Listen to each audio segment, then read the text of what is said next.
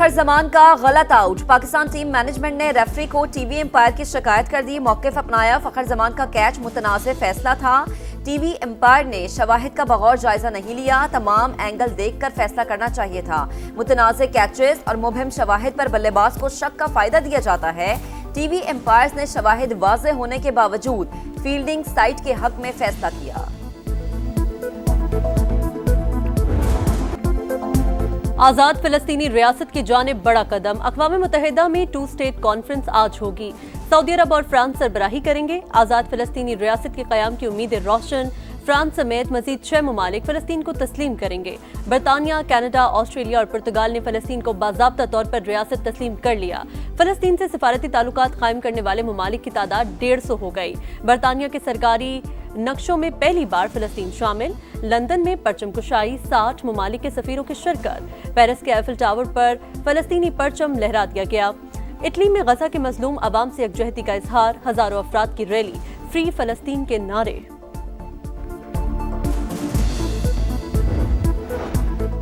बरसों से फलस्तीनी रियासत के क़याम को रोके रखा। आइंदा भी ऐसी कोई रियासत नहीं होगी। इसराइली वज़ीर आज़म की हठधर्मी बरकरार। कहा, मगरबी किनारे में यहूदी बस्तियों की तादाद दुगनी कर दी। हम इसी रास्ते पर आगे बढ़ते रहेंगे। दहशतगर्द इसराइल आलमी तन्हाई का गुस्से में फलस्तीनियों पर निकालने लगा। ज़मीनी ऑपरेशन के लिए फौज का 3रा डिवीजन भी गजा भेज दिया। ज़मीन और फिजा से बदतरीन हमले। 24 घंटों में 61 फलस्तीनी शहीद। गजा सिटी से नकल मकानी जारी। 5.5 लाख फलस्तीनी बेघर हो गए।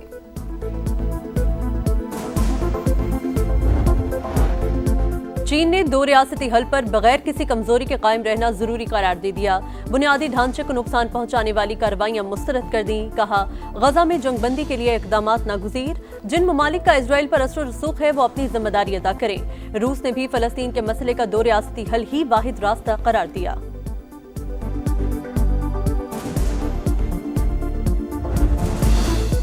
वज़ीर आज़म शहबाज शरीफ लंदन से न्यूयॉर्क के लिए रवाना। 26 सितंबर को जनरल असम्बली से खिताब शेड्यूल। इलाक़ाई सलामती, माहौलियाती तब्दीलियों, दहशतगर्दी और इस्लामोफोबिया पर भी बात होगी। अमरीकी सदर समेत कई आलमी रहनुमाओं से मुलाकातें मतवक्के। इलाकाई और आलमी सूरत हाल पर तबादला ख्याल होगा। नायब वज़ीर आज़म इसहाक डार न्यूयॉर्क पहुँच गए। मुख्तलिफ वजारती और आला सतह इजलासों में पाकिस्तान की नुमाइंदगी करेंगे।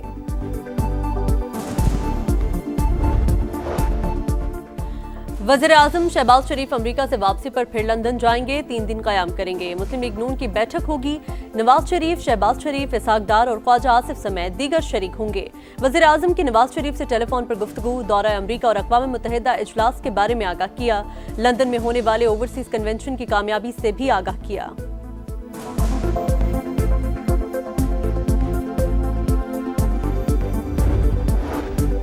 पाकिस्तान और सऊदी अरब का तारीखी दिफाई मुआहिदा। हुकूमत का पार्लियामेंट को एतमाद में लेने का फैसला। कौमी असम्बली का इजलास 29 सितंबर को तलब करने पर गौर। वजारत पार्लिमानी उमूर ने इजलास बुलाने की समरी वज़ीर आज़म को भिजवा दी।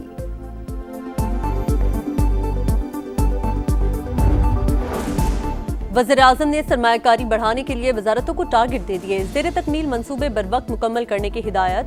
अहदाफ के हुसूल के लिए रोड मैप और तब्दीली का एजेंडा तरतीब देने का हुक्म। कहा, सरमायाकारी और तिजारत के फरोग के लिए काबिल अमल मंसूबों पर काम किया जाए। इक्तिसादी सरगर्मियों के रोड मैप में निजी शोबे की शमूलियत यकीनी बनाई जाएगी।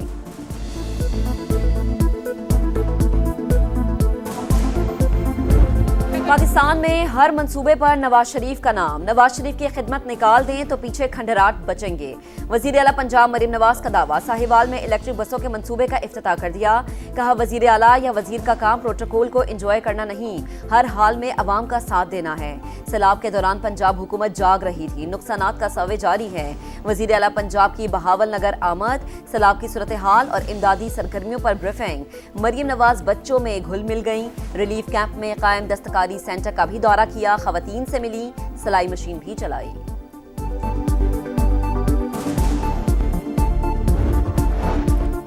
पंजाब हुकूमत की ना तजुर्बाकारी से सैलाब से ज्यादा नुकसान हुआ।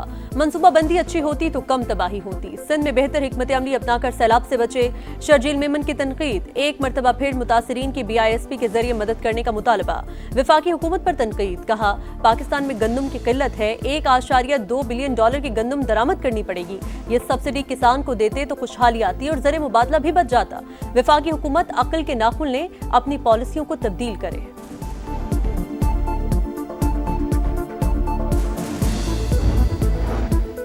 बिलावल भुट्टो मरियम नवाज की तारीफ कर रहे हैं, क्या आप इनको नहीं मानते? अस्मा बुखारी का शर्जील इनाम मेमन से सवाल, कहा जितनी फिक्र विफाक और पंजाब की है काश उतनी सिंध की होती। सिंध और कराची को ज़माने कदीम का इलाका बना दिया। सारे पाकिस्तान को सिखाने का आपने ठेका लिया है लेकिन खुद नहीं सीखना। मरियम नवाज की बरवक्त प्लानिंग से लाखों जानें बचाई गई। यहाँ वजीर आला और काबीना मुतासरीन के दरमियान मौजूद हैं। ऐसी मिसाल सिंध के पास है तो जरूर सामने लाएं। आपकी पार्टी के लोग कहते हैं कि बारिश बंद होगी तो बाहर निकलेंगे।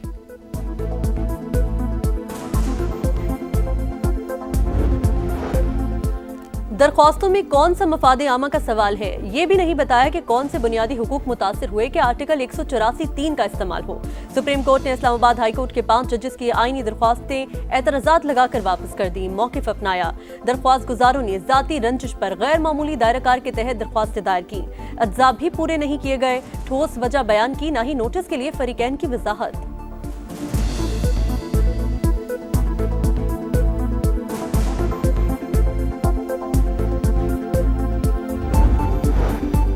वकील का काम होता है जज को बकरी से शेर बनाना। अगर कोई जज बकरी बना हो तो उसे शेर बना दें। अगर सही जज तैनात होंगे तो हाई कोर्ट और सुप्रीम कोर्ट तक चीजें ठीक हो जाएंगी।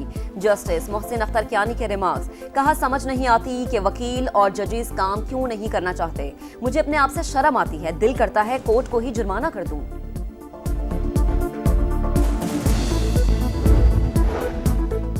जाली डिग्री केस में जमशेद दस्ती को 7 साल कैद की सजा। फैसला district and session court Multan ने सुनाया। जमशेद दस्ती पर 2008 में मदरसे की जाली सनद पर इलेक्शन में हिस्सा लेने का इल्जाम था। जाली सनद रखने पर इलेक्शन कमीशन ने इस्तगासा दायर किया हुआ था।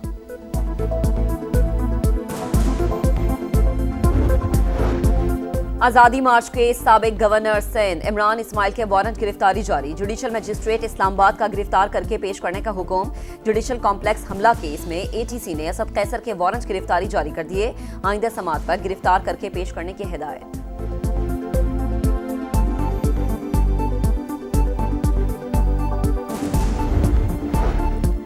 बानी PTI और एहलिया के खिलाफ तोशाखाना 2 केस आखिरी मराहिल में दाखिल। इस्तगासा के तमाम गवाहों के बयानात रिकॉर्ड। मजीद गवाह शामिल नहीं किया जाएगा।